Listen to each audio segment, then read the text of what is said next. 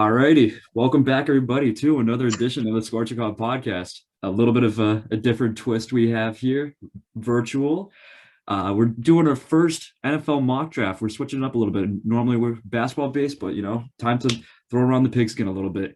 I'm your host, Dylan Delaney, joined here as always by my good friend Jake Reno. And how are we doing today on this Monday afternoon now? So good. I'm ready to throw around that pigskin, Dylan.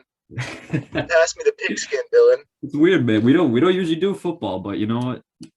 Sometimes it's good to spice things So up I have the around Jags trade in the number one pick. here. Here we are, just two casuals, just talking about football. Yeah, we think we know about basketball, but we're casuals when it comes to football. So I'm Yeah. But we do research and good things happen afterwards. We only got a limited amount of time on the Zoom call, so might as well just get right into it. We'll start off with obviously number one. I think this is pretty basic for both of us here. So we'll just pencil in Trevor Lawrence. I feel like that's very. I feel like that's a very standard pick. He's like the consensus guy. People have been kind of going crazy about him for the past couple of years. So I feel like that's a little bit of a given at this point. Yeah, I mean that'd be the worst move any franchise has ever made to pass up on this guy. So yeah, he's like, it's not very often that you have like that consensus number one guy and like he's this guy. He's a guy. I will say, and I said this video to Dylan, if you go to Kendrick Bourne's YouTube and you watch a practice video of him with Cam Newton and I didn't watch the videos, so I don't know who was actually there, but Trevor Lawrence is in the background. So I know all these guys work out together and shit. I know that they all work out and stuff. They work out together and stuff, but I know it's not possible. But what? I'm just saying, he was there. What? I'm just saying, but he was in the background. What are you doing there, Trevor? Bill's always got something behind his sleeve. You never know. Never know with Bill. Do we have the same guy here for the Jets too? I actually have the Jets trading, so you can go first. Mine's a little complicated. So yeah. I'll go first. I got them taking Zach Wilson. I feel like he's kind of penciled his name up in there as the consensus number two guy now. I feel like even if for some reason the Jets decide to trade out, besides the point, I feel like Zach Wilson's the number two guy. He's shown that with his pro days and stuff like that. Like he seems pretty legit. Yeah, if they're gonna keep the pick, I think they will go with Zach Wilson. But here's the thing. I want to see who you're going to though. I'm just gonna copy and paste here. We'll see how this goes. All right. Oh, okay. We're not gonna get into the compensation and stuff because we don't have enough time for that. And what different NFL teams do with different round picks is always different. So I think it's a waste of time. So the Broncos trading up, and I do not have the Broncos taking Zach Wilson because you know that John Elway will mess this up. Okay, he's gonna take Drew Lock 2.0, Mac motherfucking Jones. Ooh, okay. Okay, so I'm not saying that's the right decision in my eyes for number two. I'm just saying that's what the Broncos are going to do. You are baking on John Elway to mess this up. I mean, he could be messing it up. The fucking train. It could not be messing it up. But dude, the train is in every video, every podcast of ours. Yeah, it's like a staple. It's like a staple. Milltown, you know what I'm saying? Get that. Yeah, so I have the Jets trading back and. What else they get for it, who knows? But the Broncos don't have another first-round pick, so I'm not sure what else they'll get compensated with. But yeah, that's what I got. Right. I got the taking Mac Jones.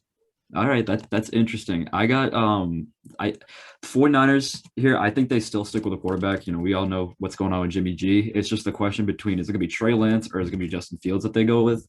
I'm going to go say they go Trey Lance because I feel like that's a guy who they've been talking about more. I'm going to have Justin Fields dropping a little bit. Okay. But I think I got Trey Lance going for 3 as of right now. You never know. I mean, there's still time there's still a couple weeks left till the draft. This could easily change, but right now I'll pencil in Trey Lance number 3. This is interesting, man. I like that ours are going to be different. I think that's good. I think there's a bunch of smoke around this guy. A lot of people think he's worse than he is. I honestly do think that Justin Fields is a better quarterback than Trey Lance, but I feel like Trey Lance will be picked up by the Niners. Kind of like how you think Mac Jones going to. Like I feel like that's gotcha. Okay, well I don't know. I heard this story that so the 49ers, so Kyle Shanahan went to Zach Wilson's pro day, right? Over Justin Fields' pro day, I believe. Or it might have been Mac Jones, I don't know, but he went to somebody else's pro day over Justin Fields. and everyone was like, "Oh my god, like he doesn't even care about it, just because like he wants to drive this guy." Blah blah blah blah. I think it was Mac Jones, and Yeah. he actually set up a separate pro day with Justin Fields. Okay, so there's still the interest there. Like, and I just think that yeah, if I'm Kyle Shanahan and I run that offense, with these bootlegs and these wildcats and this crazy shit, right? Like getting Kittle on a bootleg, bro, like that's crazy shit. I think that Justin Fields is perfect for that offense. So yeah, but he is a bit of a project. But I think I think most of these quarterbacks are. I think most of these quarterbacks are going to be in project. outside of Trevor. So yeah, outside of him, everybody else is probably going to take at least, like, no one's going to come on, I think, like Justin Herbert did last year, and be like the guy right away. I feel like it's going to be a little bit of a developmental period. For sure. It's interesting that you had the Broncos moving up, because I actually had the Broncos doing the same thing. Oh, all right. Just a little bit later. I got you. So you think the Falcons are gonna run with Matty Ice, huh? I think they're gonna stick with him for one more year. Yeah. And I can't see Justin Fields dropping out of the top 5. Now think about that. Think about that AFC West now, though. That AFC West is stacked with quarterbacks. Yeah. You're gonna have Mahomes, Fields, Herbert, and then Derek Carr is still chilling in Oakland. You think that's a Broncos move, though? You think the Broncos are going to do that? Yeah, I can see, because I feel like with a bunch of the teams in the AFC getting better quarterbacks, I feel like it's going to put more pressure on John Elway to make a move up. And it doesn't, whether it's Mac Jones, whether it's Justin Fields, to get somebody that's going to be able to like hold them reins, because right now it just doesn't seem like they have the most confidence in Drew Lock. Right. Now with Drew Lock, now this comes interesting, because now you have 3 teams in the top 4, 4 teams in the top 4. Each team in the top 4 has, I would say, arguably a starting caliber quarterback. Yep. That are going to be on the move for the trade market, which is going to make the rest of my draft a little bit more interesting. It's going to make it a little interesting. But I texted Dylan while we were making these, and I was like, this is so frustrating, because you have, the Jags, the Jets, the Niners, the Broncos, the Falcons, the Patriots. There's so many teams. So many teams in the market for a quarterback, and there's 5, first round picks basically. So let's see what happens. So obviously this is going to be a surprise. With Zach Wilson. If this actually happens in the Nationals and Falcons, then they're very fortunate. That'd be like a savior. That would be. And I think he's going to be able to sit behind Matt Ryan. I don't think he's going to have it right away. And I think that now that a lot of people are projecting Zach Wilson second, it bodes well that he's less of a project than these other quarterbacks, and he still has a couple years to wait. You know what I mean? So look at the guys who waited. You know what I mean? Like Patrick Mahomes sat for a year. What else do I need to say? So exactly. Number 5, I'm gonna go. This one is the same, because I'll jump through the screen and I'll strangle you. Number 5, it's gonna be my first non-quarterback taken for obvious reasons. I'm gonna go Penei Sewell. Thank God. Offensive tackle. You saw how bad Joe Burrow got mauled last year, and you got to get that man some help. And I understand like the need for taking wide receivers, and I'm actually gonna hop right into my number 6, because number 6 is a wide receiver. But you like, I feel like the Bengals have a decent enough wide receiving core where they can at least hold it down, or they can draft somebody like in the 2nd or 3rd round, because you still have guys like Tyler Boyd and T. Higgins and Auden Tate. Like, that's a solid core that you can build around, where I feel like the offensive line, you need to build more up. And then I gotta have Jamar Chase going to Miami. It gives Tua more of a reliable target, and him and Devonta Parker would be a really nice 1-2 combo. For sure. I feel like a lot of people are saying that the Alabama wide receivers are the best, but Jamar Chase, I think, is the best wide receiver in the draft class, and there should be no discussion about it. No, I agree. I totally agree that Chase is the best. And I think it's crazy, absolutely nuts. I don't know if you saw the diagram. There's this diagram on Twitter, and it's like Joe Burrow with Penei Sewell, throwing to whoever because he has time, right? Yeah. Joe Burrow with Jamar Chase. The ball doesn't come out. You know what I mean? Because there's no protection. You don't have the protection there. You don't have the protection. That's why I feel like doing that is taking Sewell is important. Yeah. Kyle Pitts is interesting. I like that. So I think he goes to Florida, right? I'm not crazy. Oh, they did sign Will Fuller too. No. But Kyle Pitts goes to Florida, right? Florida yeah, he does go to Florida. Yeah. Okay. So they keep him in Florida. Him and Mike Gesicki are going to make a really good tight end duo. Like you said, they have Will Fuller, Devonta Parker. Giving Tua some weapons.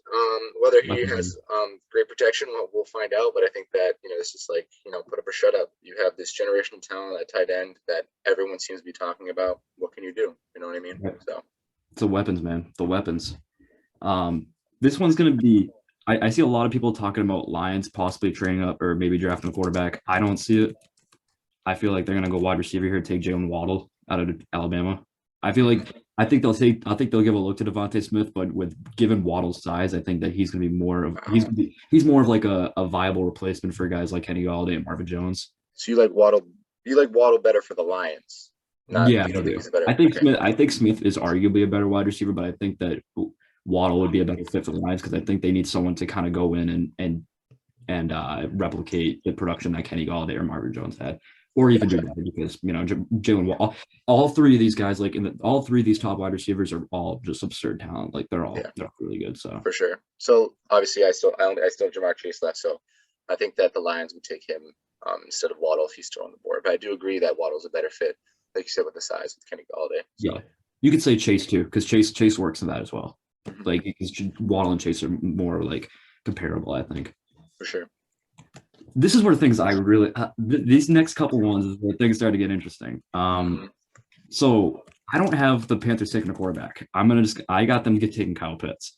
And think about this though, like you got C-Mac and Mike Davis as your running backs. You still have a pretty nice wide receiving core of DJ Moore and Robbie Anderson, even though Curtis Samuel left.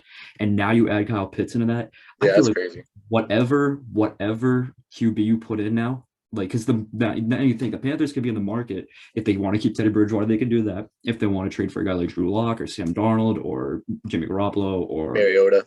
Mariota, whoever they could still be in the market to do that, and they get arguably the best tight end prospect in a really long time. Right. That just makes arguably a more explosive offense even more explosive. Yeah. I just hope he doesn't turn out like Eric Ebron, but Yeah, exactly. I still have Trey Lance on the board. I think the Panthers are going to want to draft a QB.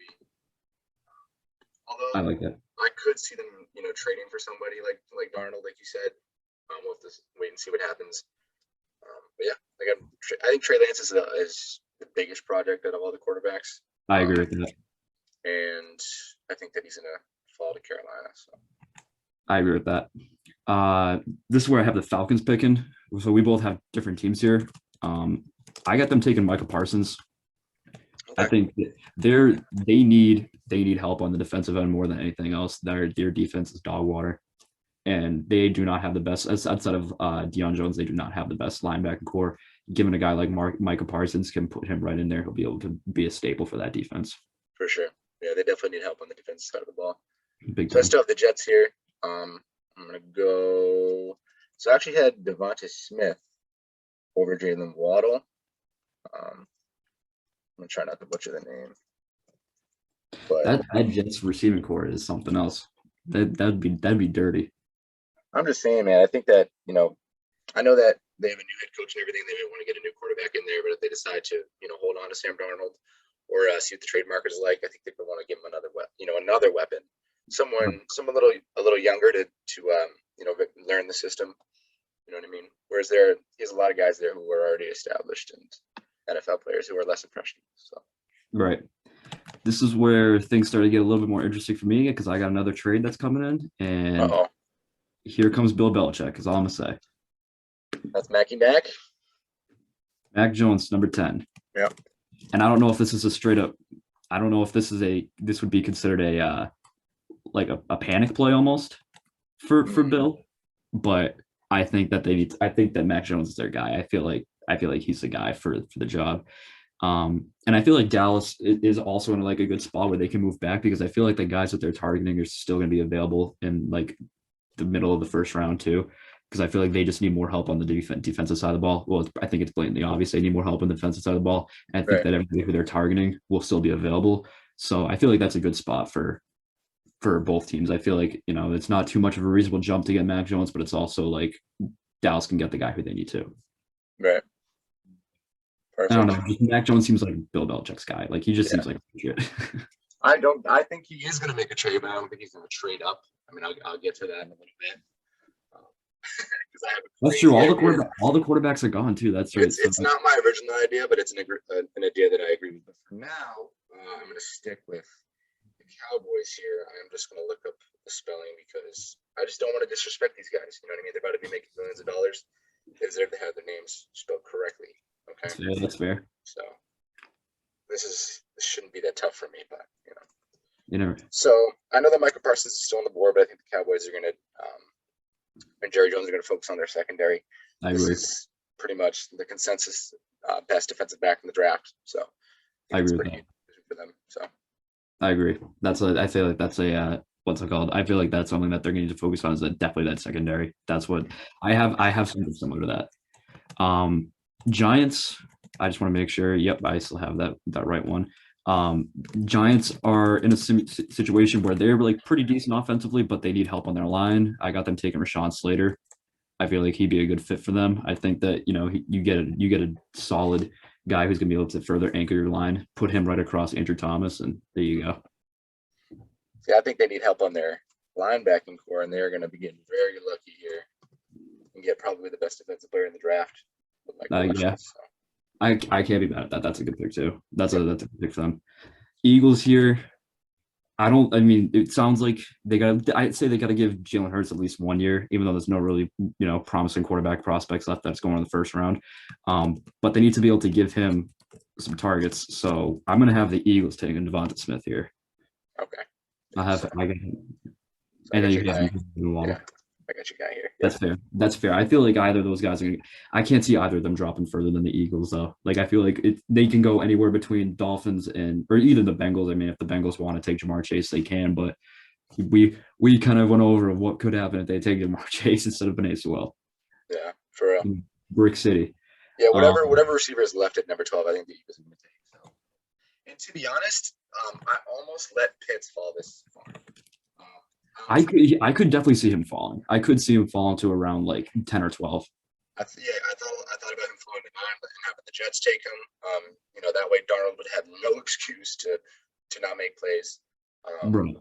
But because I think that people are still going to be afraid of of like a guy like Eric Ebron. You know what I mean? Like this notion that taking a tight end that high, thinking he's a generational talent, and then him being okay. You know what I mean? Right. Here I got the Chargers saying Christian Darrisaw. He's kind of in the same boat as the Bengals. Like, they need help on their line, like they've needed for a very long time. It's a good way to kind of shore up that problem there as well. Give Justin Herbert a little bit more protection. I still got Slater available, so I'm fixing the same problem, different player. That's fair. Oh yeah. There they go. There goes the mock. Excel for dummies. All right, so we got Vikings here. This is interesting. I don't really know how to say this guy's name. I have the same guy. I think it's Queedy Day. I think that's how you say it. He's what's it called? Edge out of Michigan. Vikings could use a guy next to guys like Daniel Hunter and whatnot. Get a little bit of there. I have him, but I don't know where he goes. I do. See what I mean? Like, I don't know how to pronounce your name, so like I don't want to mess it up. But so I thought we had the same player, but we do not. I think mine is a little harder to pronounce. To be honest, Azeez Ojulari, another linebacker. I think the Vikings are just, like you said, are just gonna need some help. Up front, I feel like especially on the defensive end, like that's where they need more assistance right now. I feel like the offense. I mean, you could make a case for like a quarterback here, like they could trade up and maybe say bye-bye to Kirk Cousins, but I feel like the defensive side you need more help on, anyways. I think Kirk Cousins is gonna end his career there, man. I just I don't know, something about it. Like him and Derek Carr, I think are just so are guys that are so middle ground, but they make plays. You know what I mean? No matter what flaws they have. So right. This is what I mean by I think the Dallas Cowboys still get their guy. I think Patrick Surtain's the best corner in the draft. That's my opinion. And I think that he fits right in with Dallas. He's going to be that staple at the cornerback for them. They need help in their secondary because they got torched all last year. It was not even fair. So gives them a good option at 15. And like I said, they still get their guy even from trading down. So they traded back from what, 10? Yeah, they had. So, I mean, depending on how you look at it, you know what I mean. Depending on the compensation they get. Like you said, you think he's the best corner in the draft. So if they value him that way too, they missed out on Horn and let the Patriots get Mac Jones. So right. So I do not have the Patriots taking a quarterback. Obviously, I'll go on and unveil my big idea here. I think that the Patriots should trade for Gardner Minshew. If you look at his stats, over the past few seasons, he's thrown for like 30 and 11 or something. So that's not terrible. Okay, especially with the team that he's been surrounded by. like DJ Charker's been his best receiver. You know what I mean? Yeah, nothing too crazy. So I do have my man Queechy Day. Okay. For the Pats. I think that's a good Patriots pick right there. They pretty much helped every positional unit in free agency, except for like their defensive line, because Judon's a linebacker, right? Yeah. Yeah. So that's a good pick, though. I think that's a no-brainer for them. Yeah, it was right around that same area. Mm-hmm. Let me see real quick. I gotta go last couple of one here. Yes. So yeah, you had him going up. You had this guy going up a little bit higher than I did, but I got the Cardinals here taking J.C. Horn. I think that obviously they're kind of in the same boat. Like they need a cornerback, especially after Patrick Peterson left. I mean, they got Malcolm Butler in free agency, but Malcolm Butler is also nothing in special right now. I think he did it. I mean, he had a good end of the season last year, but he's also been a little bit inconsistent. I feel like getting a guy like J.C. Horn's gonna be able to help elevate that. And given him, that's a nice little trio when you add Byron Murphy into. Yep, I agree. I just had Patrick Surtain going here, so I would like Surtain too. I would love Surtain if it's available too. I feel like you said, either of those guys are interchangeable. Yeah, like you said, like Pat Pete and Kirkpatrick are kind of getting older, and they have the other young kid too. I forget his name, but having those two there to learn from each other. Not to mention Buda Baker is also wicked young too at secondary. Yeah, so that secondary is like just young. So I have a trade here, and they're not on the board. So I gotta do a little bit of a edit here. I think that the Raiders are in a similar situation where I think they need to try to accumulate as many draft picks as possible. Right. So I feel like they trade back, and I feel like a good team to trade with here is the New Orleans Saints. Nice. Because I think that the Saints, obviously with Drew Brees leaving, they got to have a further reason to kind of bolster themselves. And let me see how fast I can do this one. I'm looking at my board. I'm wondering who you're gonna put. Let's see. Let me do there. Boom. I think I spelled his name right. Jeremiah Owusu-Koramoah from Notre Dame. He's the linebacker. Yeah. I think with Quan, especially no more Quan Alexander, you can put him in there as well. You get a little bit more younger on the defensive end. Like I said, I feel like their offense is pretty good. We don't really know how Taysom Hill's going to work out, but I don't think you need to do anything drastic. You can also look wide receiver for the Saints, but if they want to do that, I feel like they could also wait to the end of the first round where you have a guy like maybe Rondale Moore or Elijah Moore from Ole Miss too. So you have Jeremiah over Jalen Phillips? Yeah. Yeah. Okay. I got you. Yep. That's what I'm going with. All right. I'm just gonna fill out my next four unless yours are the same. But I just have 4 offensive linemen because I think these are 4 teams that you could use a little bit of protection. So, I had the Dolphins grabbing Kyle Pitts. I think they're going to get a little more protection for Tua. Washington football team had a great free agency. They just need more protection. Chicago Bears, don't even get me started, but I think they could do well with the young offensive linemen. And the Raiders gave all their linemen away for free. So you could talk about yours. I'm going to go ahead and enter these in. Yeah, I only have one offensive lineman getting taken here. Yeah. I think the only one I have is the Bears taking one. And I have the Dolphins taking Christian Barmore. He's an interior guy and defensively. Not really much else to say there, honestly. It just fits. He's going to fit right into that Dolphin scheme. They could use a little bit more help on the front line. So they get him.